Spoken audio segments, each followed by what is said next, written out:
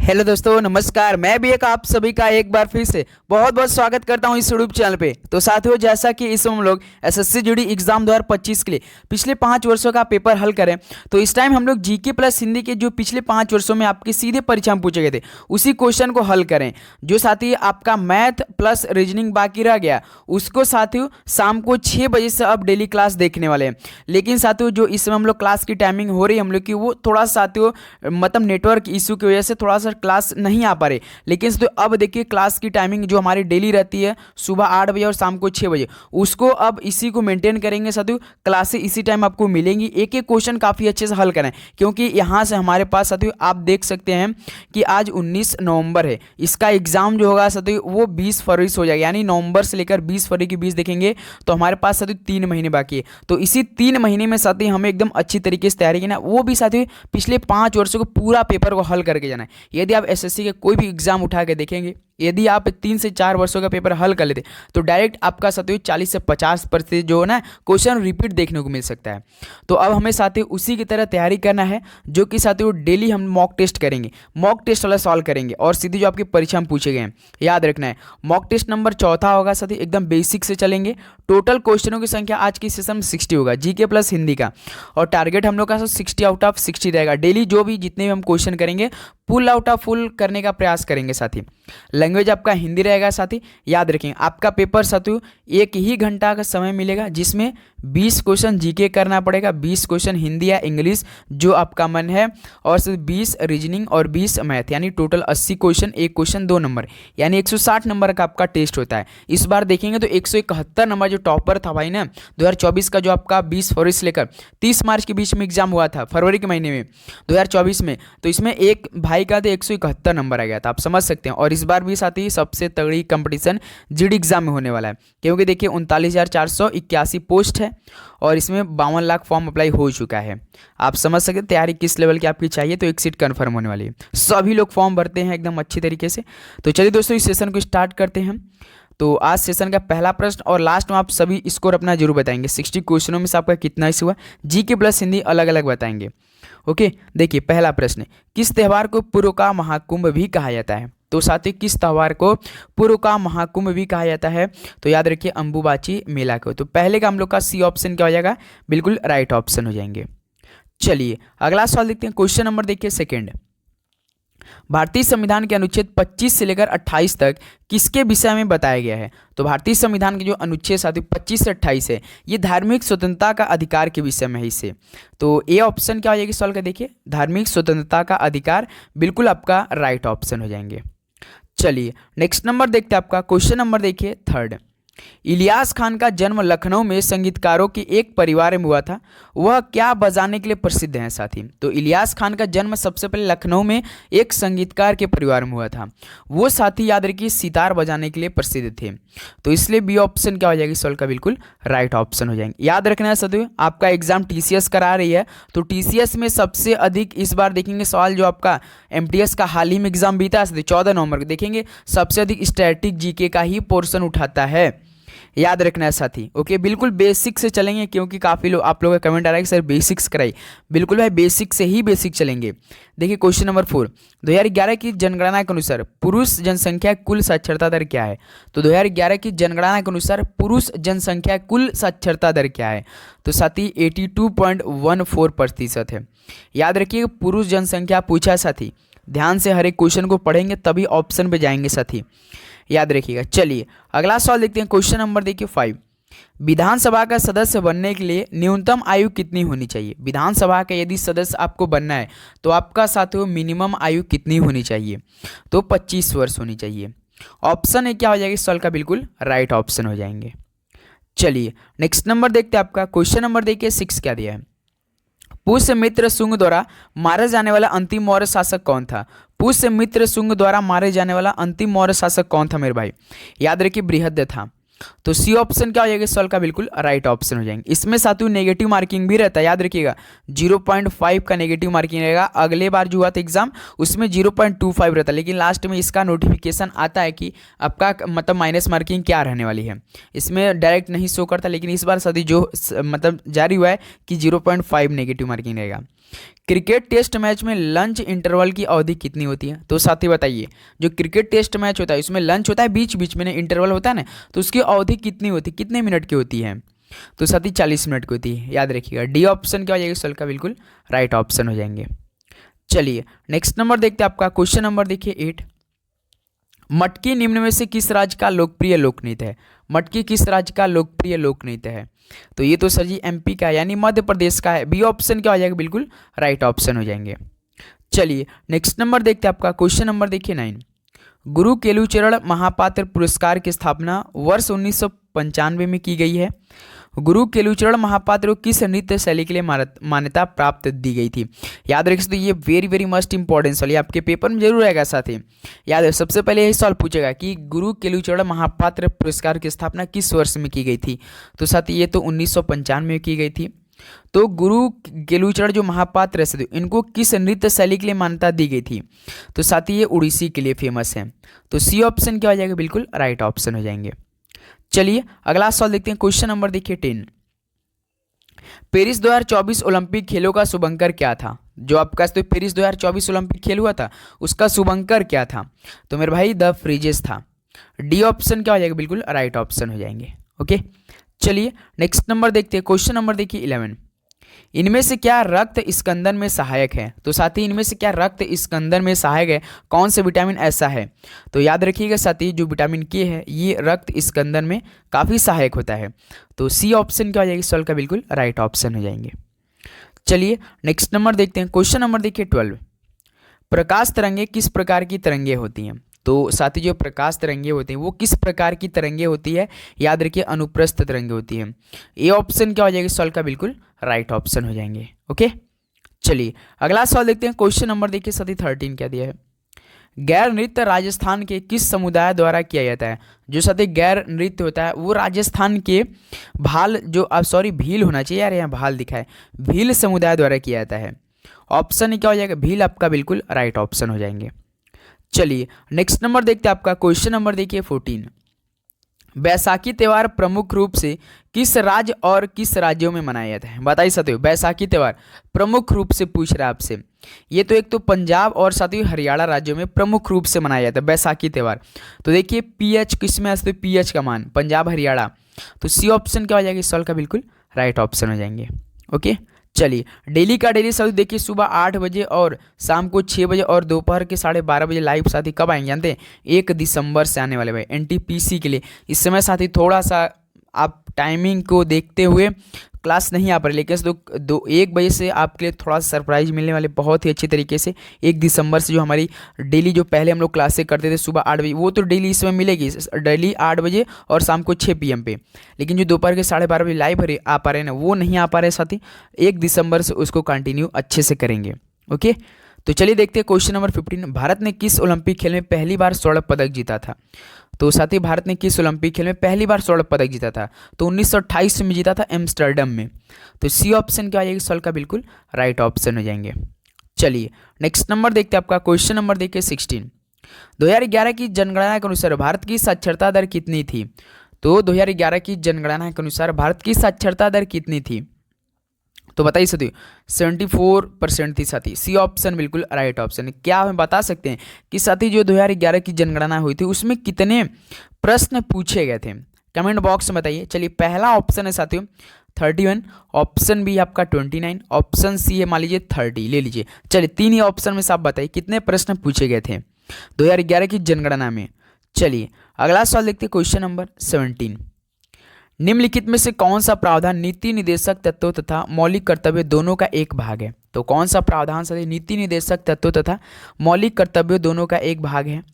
तो याद रखिए पर्यावरण संरक्षण है। तो बी ऑप्शन क्या हो जाएगी सवाल का बिल्कुल राइट ऑप्शन हो जाएंगे। ओके चलिए नेक्स्ट नंबर देखते हैं आपका, क्वेश्चन नंबर देखिए 18। समाचार पत्र इंडियन ओपिनियन के संस्थापक कौन थे? तो समाचार पत्र इंडियन ओपिनियन के संस्थापक की बात करें तो सर ये तो महात्मा गांधी जी हैं। ये ऑप्शन बिल्कुल राइट ऑप्शन हो जाएंगे। ओके चलिए नेक्स्ट नंबर देखते हैं, क्वेश्चन नंबर देखिए 19। कितने भारतीय राज्य और संघ शासित प्रदेशों ने भारतीय तट रेखा साझा की? तो साथ ही कल हमने जो इस बार 171 नंबर एसएससी जीडी में एक जिसने लाया टॉपर ने, उसका इंटरव्यू देख रहा था। उसने तो एक ही बात कहा कि सबसे अधिक जो मॉक टेस्ट का फायदा करेगा और कुछ भी नहीं एग्जाम के लिए फायदा करेगा। इसलिए जो हम क्लास से आपको देंगे साथी सुबह 8 बजे और शाम को 6 बजे, वो मॉक टेस्ट वाला ही सीधे परीक्षा में जो प्रश्न पूछे वही रहने वाला है, याद रखना है साथी। तो कितने भारतीय राज्य और संघ शासित प्रदेशों ने भारतीय तट रेखा साझा की है? तो 9 राज्य और 4 संघ शासित प्रदेश। इसका मतलब ये ऑप्शन क्या है, इस सवाल का बिल्कुल राइट ऑप्शन हो जाएंगे। चलिए अगला सवाल देखते हैं, क्वेश्चन नंबर 20। भारत के अधिकांश भाग किस महीने से वर्षा होती है? तो भारत के अधिकांश भाग में साथी किस महीने से वर्षा शुरू हो जाती है? तो जून से लेकर सितंबर के बीच में। तो बी ऑप्शन क्या हो जाएगा, बिल्कुल राइट ऑप्शन हो जाएंगे। चलिए अगला सवाल देखते हैं, क्वेश्चन नंबर 21। निम्नलिखित धरोहर स्थलों में से किसमें वास्तुकला की द्रविड़ शैली है? तो साथ ही किन धरोहर स्थल में वास्तुकला की द्रविड़ शैली प्रचलन होती है? तो हम्पी में। ऑप्शन क्या हो जाएगा सवाल का, बिल्कुल मेरे भाई आपका राइट ऑप्शन हो जाएंगे। चलिए अगला सवाल देखते हैं, क्वेश्चन नंबर देखिए 22।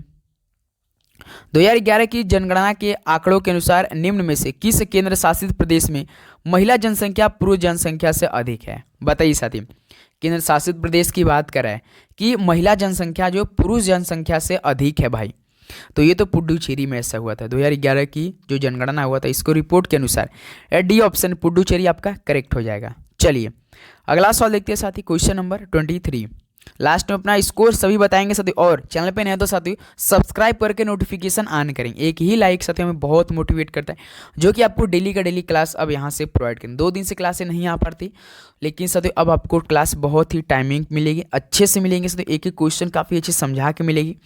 ओके दोस्त, क्वेश्चन नंबर 23 देखिए। ऑस्कर पुरस्कार 2024 किस फिल्म को बेस्ट कॉस्ट्यूम डिजाइन का पुरस्कार दिया गया? तो ऑस्कर पुरस्कार 2024 में जो साथी बेस्ट कॉस्ट्यूम डिजाइन का पुरस्कार दिया गया था वो पुअर थिंग्स को दिया गया था। ऑप्शन सी क्या हो जाएगा, बिल्कुल राइट ऑप्शन हो जाएंगे। चलिए अगला सवाल देखते हैं, क्वेश्चन नंबर 24। निम्नलिखित में से कौन सा अरुणाचल प्रदेश का एक कृषि त्यौहार है जो गैलो जनजाति द्वारा मनाया जाता है? तो बता ही सकते हो, अरुणाचल प्रदेश का कृषि त्यौहार है जो कि गालो या गैलो जनजाति द्वारा मनाया जाता है, तुम रहे मोपिन है ये। डी ऑप्शन क्या हो जाएगा इस सवाल का, बिल्कुल राइट ऑप्शन हो जाएंगे। ओके चलिए अगला सवाल देखते हैं, क्वेश्चन नंबर देखिए 25 क्या दिया है। संविधान की अनुसूची 7 के तहत शिक्षा विषय किस सूची के अंतर्गत आता है? तो संविधान की अनुसूची 7 के तहत शिक्षा जो है विषय किस सूची के अंतर्गत आती है? तो ये आपका समवर्ती सूची के अंतर्गत आती है। डी ऑप्शन क्या हो जाएगा इस सवाल का, बिल्कुल राइट ऑप्शन हो जाएंगे। ओके चलिए नेक्स्ट नंबर देखते हैं, क्वेश्चन नंबर देखिए 26। 2011 की जनगणना के अनुसार 2001 से लेकर 2011 तक भारत की जनसंख्या में वार्षिक वृद्धि दर कितनी? देखिए इसलिए आपके पेपर में मतलब एक आध 2 शिफ्ट में 2001 से जो जनगणना हुई थी ना उससे सवाल पूछ देता है, तो उसको भी हम देखते चलेंगे साथ ही। 2011 की जनगणना के अनुसार 2001 से लेकर 2011 तक भारत की जनसंख्या वार्षिक वृद्धि दर कितनी है? तो साथ ही याद रखिए 1.64%। इसका मतलब बी ऑप्शन क्या हो जाएगा, राइट ऑप्शन हो जाएंगे। चलिए अगला सवाल देखते हैं, क्वेश्चन नंबर 27। पहला राष्ट्रीय सांख्यिकी दिवस 29 जून किस वर्ष को मनाया गया था? तो पहला राष्ट्रीय सांख्यिकी दिवस तो साथियों 29 जून को ही मनाया गया था, लेकिन ये 2007 में मनाया गया था। कब मेरे भाई, 2007 में मनाया गया था। तो इसका मतलब क्या हो जाएगा, देखिए सी ऑप्शन क्या है इस सवाल का, बिल्कुल राइट ऑप्शन हो जाएंगे। चलिए अगला सवाल देखते हैं, क्वेश्चन नंबर 28। विद्युत विभव अंतर की ईसाई इकाई क्या है? बताइए सकते हो, विद्युत विभवांतर की ईसाई इकाई क्या है या विभव अंतर की ईसाई इकाई क्या है? बताइए सकते हो क्या होती है? तो सर जी वोल्ट होती है। पोटेंशियल डिफरेंस जिसे आप लोग जानते हैं ना सकते, उसका क्या होता है यूनिट, एसआई, तो वो क्या होता है, वोल्ट होता है। डी ऑप्शन क्या हो जाएगा, बिल्कुल राइट ऑप्शन। इसे वी से डिनोट करते हैं, याद रखिएगा, प्रदर्शित करते हैं। चलिए अगला सवाल देखिए, क्वेश्चन नंबर 29। अनुच्छेद 32 भारतीय संविधान किस भाग से संबंधित है? तो साथ ही अनुच्छेद जो 32 भारतीय संविधान के किस भाग से संबंधित है मेरे भाई, ये भाग 3 से संबंधित है। तो इस सवाल का सी ऑप्शन क्या हो जाएगा, बिल्कुल राइट ऑप्शन हो जाएंगे। चलिए नेक्स्ट नंबर देखते हैं, आपका क्वेश्चन नंबर देखिए 30। कौन सा प्रतीक बुद्ध के जन्म को दर्शाता है? तो साथ ही कौन सा प्रतीक बुद्ध के जन्म को दर्शाता है? तो मेरे भाई कमल और सांड।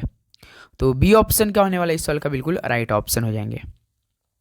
चलिए अगला सवाल देखते हैं, क्वेश्चन नंबर देखिए साथी 31 क्या दिया है।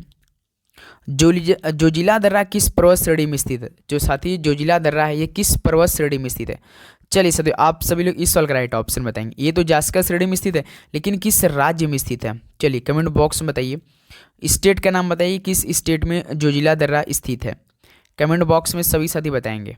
ओके, चलिए नेक्स्ट नंबर देखते हैं। क्वेश्चन नंबर देखिए 32। मोहिनी अट्टम एक पारंपरिक नृत्य है जो भारत के किस राज्य से में उत्पन्न हुआ है? तो मोहिनी अट्टम एक पारंपरिक नृत्य जो भारत के साथी ये आपका केरल राज्य में उत्पन्न हुआ था। तो इस सवाल का सी ऑप्शन क्या होने वाला है मेरे भाई? बिल्कुल आपका राइट ऑप्शन हो जाएंगे।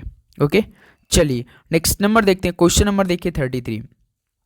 हेमिस महोत्सव किस राज्य केंद्र शासित प्रदेश में मनाया जाता है? तो हेमिस महोत्सव ये साथ किस राज्य या केंद्र शासित प्रदेश में मनाया जाता है? तो ये लद्दाख राज्य में मनाया जाता है हेमिस त्यौहार। डी ऑप्शन क्या हो जाएगा इस सवाल का? बिल्कुल राइट ऑप्शन हो जाएंगे। चलिए अगला सवाल देखते हैं साथी, क्वेश्चन नंबर 34। सरोजिनी नायडू ने कांग्रेस के किस अधिवेशन की अध्यक्षता की थी? तो बताइए साथियों, सरोजिनी नायडू ने कांग्रेस के किस अधिवेशन की अध्यक्षता की थी भाई? तो 1925 में जो आपका कानपुर का हुआ था अधिवेशन साथियों, इसमें क्या किया था? सरोजिनी नायडू ने इसकी अध्यक्षता की थी 1925 कानपुर में। तो सी ऑप्शन क्या हो जाएगा? बिल्कुल राइट ऑप्शन हो जाएंगे। चलिए अगला सवाल देखते हैं, क्वेश्चन नंबर 35। निम्नलिखित में से किस राज्य से कर्क रेखा गुजरती है? तो बताइए सर, किस राज्य से कर्क रेखा इनमें से गुजरती है? देखिए असम से तो नहीं गुजरती है, नागालैंड से भी नहीं गुजरती, मणिपुर से भी नहीं गुजरती, लेकिन भाई मिजोरम से गुजरती है। याद रखिएगा डी ऑप्शन क्या होने वाला है? बिल्कुल राइट ऑप्शन हो जाएंगे। चलिए अगला सवाल देखते हैं, क्वेश्चन नंबर 36।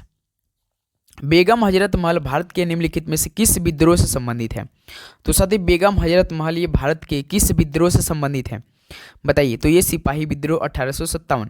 तो चलिए 1857 की जो क्रांति हुई थी तो ये कहाँ से स्टार्ट हुई थी? कहाँ से साथी मेरे भाई स्टार्ट हुई थी? चलिए कमेंट बॉक्स में बताइए। जो 1857 की क्रांति हुई थी ये कहाँ से स्टार्ट हुई थी?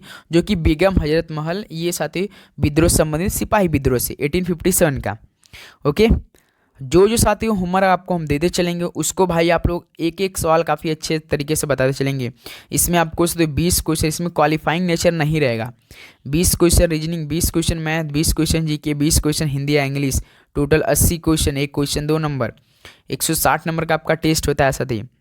याद रखिए एक ही घंटा समय भी मिलेगा भाई, आप समझ सकते हैं 1 घंटा में आपको ये तो दोनों 40 क्वेश्चन हल करना पड़ेगा भाई।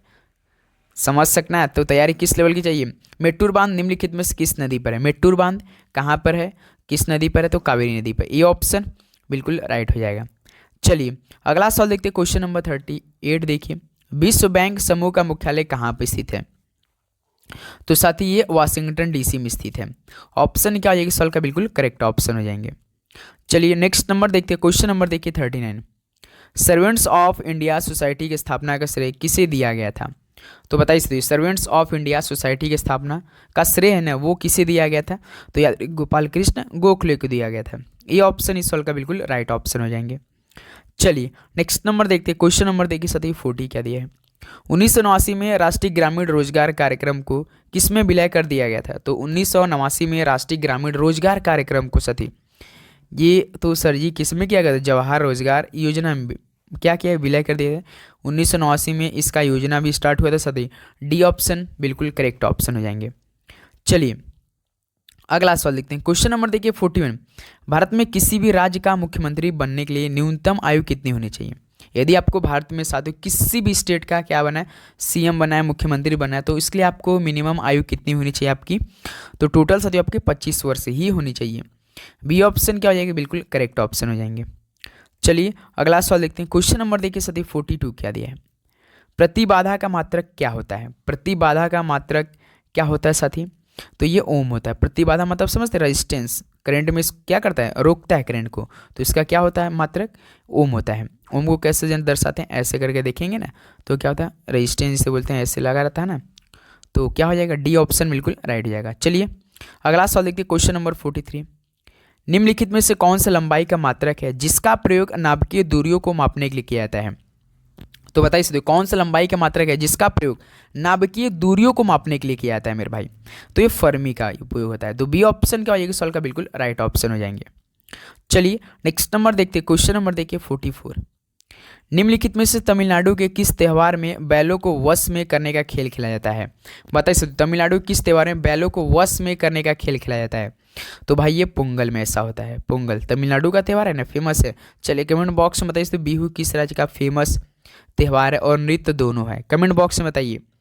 चलिए नेक्स्ट नंबर देखते हैं, क्वेश्चन नंबर दे साथी 45। गुड़ी पड़वा का त्यौहार किस राज्य में विशेष रूप से मनाया जाता है? गुड़ी पड़वा यानी सर जी, तो किस राज्य में? महाराष्ट्र राज्य का ये विशेष रूप से मनाया जाता है। इसमें ये ऑप्शन क्या हो जाएगी सवाल का? बिल्कुल राइट ऑप्शन हो जाएंगे। चलिए अगला सवाल देखते हैं साथी, क्वेश्चन नंबर 46 है।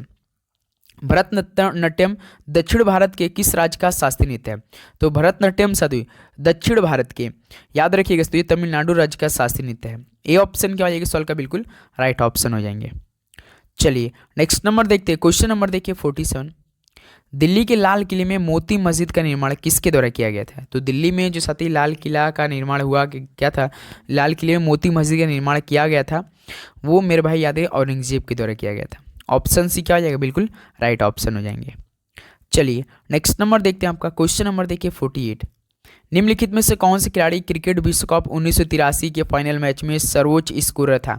आपसे सवाल कम से कम 3 सवाल पूछता है इससे साथियों। पहला सवाल सबसे अधिक पूछता है कि 1983 में जब भारत वर्ल्ड कप का विजेता हुआ था तो उस समय भारत के कप्तान कौन थे? कप्तान की बात करें तो साथियों कपिल देव थे। उसके बाद भारत ने किस देश को हरा कर जीता? तो वेस्ट इंडीज को हरा कर जीता था, याद रखना है साथी। ये 2 बातें हो गई। और कहाँ पर हुआ था? तो इंग्लैंड देश में हुआ था। और जो सबसे फाइनल मैच में इस सर्वोच्च स्कोरर कौन थे उस समय टाइम? तो साथी कृष्णमाचारी श्रीकांत थे। ये ऑप्शन क्या हो जाएगी सवाल का? बिल्कुल राइट ऑप्शन हो जाएंगे। चलिए अगला सवाल देखते हैं, क्वेश्चन नंबर 49। मेजर ध्यानचंद को व्यापक रूप से किसके रूप में जाना जाता था? तो सर जी बताइए, मेजर ध्यानचंद किस खेल में संबंधित है? तो हॉकी के जादूगर है ना, तो डी ऑप्शन क्या हो जाएगा? बिल्कुल राइट ऑप्शन हो जाएंगे। चलिए अगला सवाल देखते हैं, क्वेश्चन नंबर देखिए साथी 50 क्या दिया है। विश्व बैंक समूह का मुख्यालय कहाँ पर स्थित है? तो विश्व बैंक समूह का मुख्यालय, ये सवाल शायद हमने साथी 2 बार करा रहे हैं, तो ये साथी होमवर्क में रहने वाला है, याद रखना है। 2 बार ये सवाल आया इसी सेशन में। चलिए अगला होमवर्क में बताते चलेंगे भाई, लास्ट अपना स्कोर बताएंगे आप लोग। सतलज नदी किस दर्रे से होकर भारत में प्रवेश करती है? तो सतलज नदी है जो साथी किस दर्रे से होकर भारत में क्या करती है? इंटर करती है, तो ये सिपकिला है। डी ऑप्शन क्या हो जाएगा? बिल्कुल राइट ऑप्शन हो जाएगा, सिपकिला दर्रे से, याद रखिएगा। चलिए अगला सवाल देखते हैं, क्वेश्चन नंबर देखिए साथी 52। संविधान की प्रारूप समिति के अध्यक्ष कौन थे? बताइए साथी, संविधान की प्रारूप समिति के अध्यक्ष कौन थे? मेरे भाई डॉक्टर BR अम्बेडकर थे। तो बी ऑप्शन क्या हो जाएगी सवाल का? बिल्कुल राइट ऑप्शन हो जाएंगे। चलिए नेक्स्ट नंबर देखते हैं, क्वेश्चन नंबर देखिए 53। केरल गॉड्स ऑन कंट्री पुस्तक के लेखक कौन है? केरल गॉड्स ऑन कंट्री पुस्तक के लेखक कौन है? तो शशि थरूर है। ये ऑप्शन बिल्कुल राइट हो जाएगा। चलिए मेरे भाई नेक्स्ट नंबर देखते हैं, क्वेश्चन नंबर देखिए 54। निम्नलिखित में से किसके वायुमंडल में द्वितीयक प्रदूषक के रूप में जाना जाता है? बताइए किसके वायुमंडल में द्वितीयक प्रदूषक के रूप में जाना जाता है? तो ओजोन में ऐसा होता है साथी। ओजोन कितना होता है? इसका फॉर्मूला O3 होता है। ये ऑप्शन क्या हो जाएगा? बिल्कुल राइट हो जाएगा। चलिए अगला सवाल देखते हैं, क्वेश्चन नंबर 55। द्वितीय बौद्ध संगीति का आयोजन कहाँ पर की गई थी? तो ये वैशाली में की गई थी, जो द्वितीय बौद्ध संगीति हुई। तो अब बताइए तो ये किसके शासनकाल में हुई थी? कमेंट बॉक्स में बताएंगे आप लोग, किसके शासनकाल में द्वितीय बौद्ध संगीति का आयोजन किया गया था? वैशाली में। ओके चलिए नेक्स्ट नंबर देखते हैं, क्वेश्चन नंबर देखिए 56 क्या दिया। उसने तो मेरी आंखें खोल दी रेखांकित मुहावरे का अर्थ होगा। जैसे साथियों आपने हाल ही में MTS का एग्जाम दिया, बिल्कुल सेम सिलेबस वही है, जस्ट वो इंग्लिश में था, ये सारा आपका इंग्लिश से हिंदी में ट्रांसलेट हुआ है। रेखांकित का बताइए, आंखें खोल दी, इसका मतलब मुहावरे का अर्थ क्या हो जाएगा? आंखें खोल दी यानी भ्रम को दूर कर दिया साथी। ये ऑप्शन क्या हो जाएगा सवाल का? बिल्कुल राइट ऑप्शन हो जाएंगे। ओके चलिए अगला सवाल देखते हैं, क्वेश्चन नंबर देखिए 57। अज्ञेय शब्द के लिए एक वाक्यांश बताइए। अज्ञेय मतलब क्या होता है? मतलब जिसे जाना न जा सके साथियों, क्या? जिसे जाना न जा सके, इसलिए ये ऑप्शन क्या हो जाएगा सवाल का? बिल्कुल राइट ऑप्शन। ध्यान देंगे तो 20 क्वेश्चन हिंदी के आएंगे भाई, आपको काफ़ी अच्छे से तैयारी करना है। और 20 में से मान लीजिए 16 ही क्वेश्चन करना रहता है, 5 क्वेश्चन मान लीजिए आपको 15 क्वेश्चन करना, तो 5 क्वेश्चन तो आपको पढ़ कर देना पड़ेगा, गद्यांश पद्यांश जो आते हैं। ओके माँ काली के हाथ अपने हाथ में कटोरा रखती, रेखांकित शब्द है कटोरा। सिंपल से ये सवाल आपको सिर्फ पूरे पढ़ने की जरूरत नहीं है, रेखांकित है तो कटोरा का मतलब बताइए, रेखांकित शब्द है क्या हो जाएगा साथी? तो ये देशज शब्द है, याद रखिए ये ऑप्शन करेक्ट हो जाएगा। चलिए अगला सवाल देखते हैं, क्वेश्चन नंबर 59 देखिए। निम्नलिखित वाक्य को ध्यान से पढ़िए और बताइए इसके किस हिस्से में त्रुटि है भाई। आपको इस वाक्य को ध्यान से पढ़ना है और उसको किस हिस्से में त्रुटि है वही बताना है। जैसे इसी कार्य में तुम्हारी भलाई है, इसी कार्य में तुम्हारी भलाई मतलब क्या हो जाएगा, इसमें त्रुटि क्या होने है साथी से। यदि हम ऐसे बोले इसी कार्य में तुम्हारी अच्छाई है तो साथी ये हो सकता है, बिल्कुल भाई इसी कार्य में तुम्हारी अच्छा मत क्या है, तुम्हारी अच्छाई है साथी। भलाई की जगह क्या हो जाएगा, अच्छा, इसलिए क्या हो जाएगा, ये ऑप्शन इस वाला का बिल्कुल राइट हो जाएगा। ओके, चलिए नेक्स्ट नंबर देखते हैं। क्वेश्चन नंबर देखिए 60 मेरे भाई। दिए गया तत्सम शब्द का उचित तद्भव शब्द चयन करिए। कर्ण का बताइए तद्भव क्या हो जाएगा साथी, कर्ण मतलब कान होता है भाई। सी ऑप्शन क्या हो जाएगा, बिल्कुल राइट ऑप्शन हो जाएगा। तो टोटल साथी हो ये मॉक टेस्ट नंबर चौथा में हम लोग 60 क्वेश्चन को हल कर लिए। तो अपना स्कोर आप जरूर बताइए साथी, एक बार आप लोग जरूर अपने अपना स्कोर सही बताएंगे। आप लोग कितना स्कोर पाए सेशन में, टोटल से बताएंगे, फुल आउट ऑफ फुल बताना है, माइनस मार्किंग के साथ 0.5 का नेगेटिव मार्किंग बताएंगे। ओके मेरे भाई, तो चलिए दोस्तों इस सेशन को यहीं पर समाप्त करते हैं। और आपका क्या आप तैयारी करें एक बार हमें जरूर क्लियर कीजिए, तो इसमें आप किस एग्जामों की तैयारी करें काफ़ी अच्छे से हमें कन्फर्म कीजिएगा।